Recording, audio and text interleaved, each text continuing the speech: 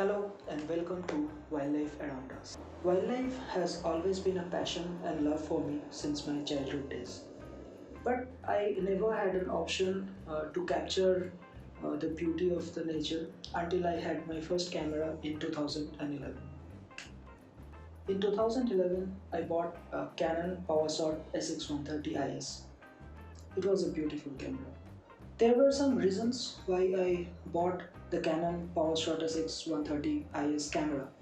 The first and the main reason was it had a manual mode in it. The manual mode enabled me to use all the three basic pillars of photography, the shutter speed, aperture and the ISO.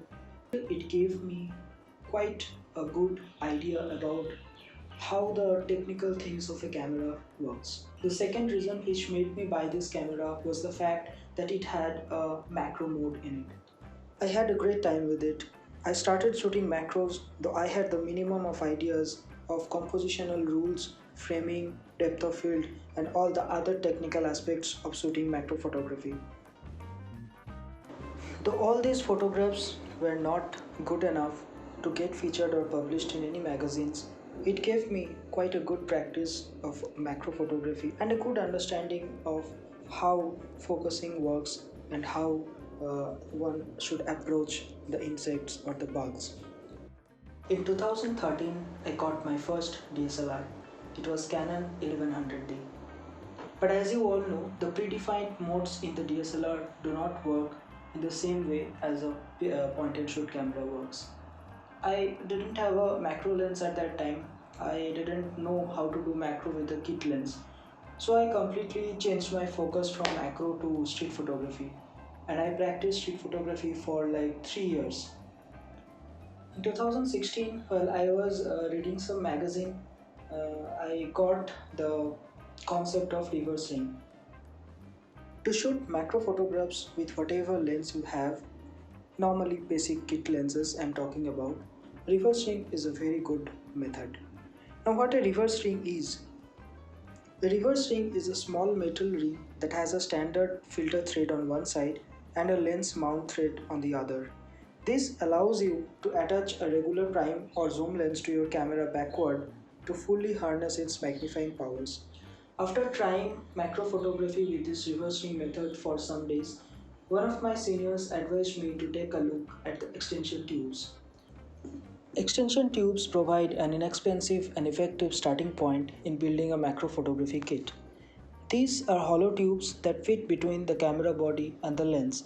They twist onto your camera as a normal lens would, and then the lens attaches to their front. Lens extension tubes extend the magnification of your lenses. These extension tubes comes in three parts of different magnifications written on it in terms of millimeter. These are some of my photographs that I shot with this macro kit.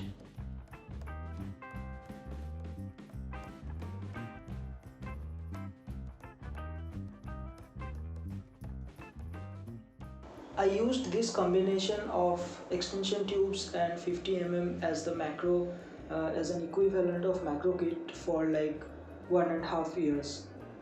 In one way, these extension tubes gave me a good opportunity to reduce the minimum focusing distance and increase the magnification. But on the other hand, there was also a problem. The main problem that I faced with using these extension tubes was it also restricted my maximum focusing distance.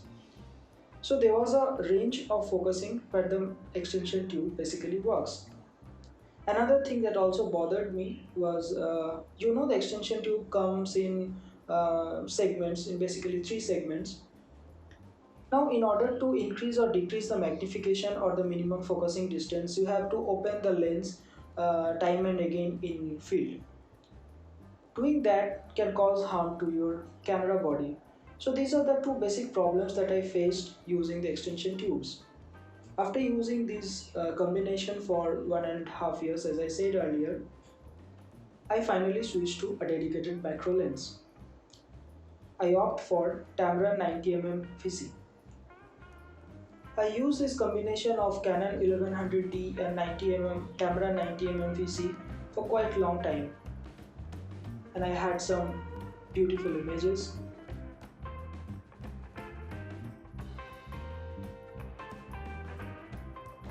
Last year, I upgraded my body from Canon 1100D to Canon EOS M50.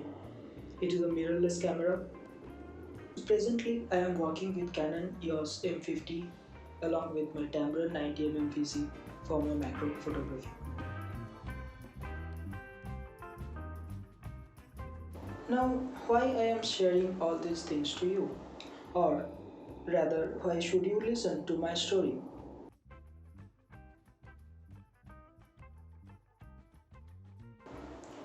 I have presented to you my timeline and how I have upgraded my kit one by one and did not go for expensive cameras or expensive dedicated macro lenses all at once.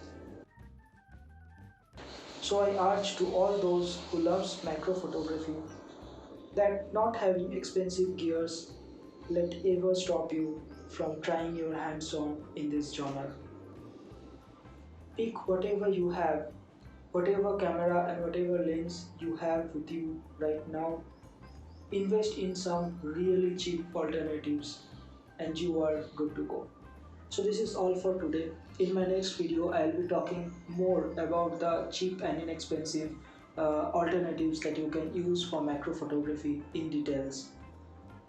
See you next time. Bye for now.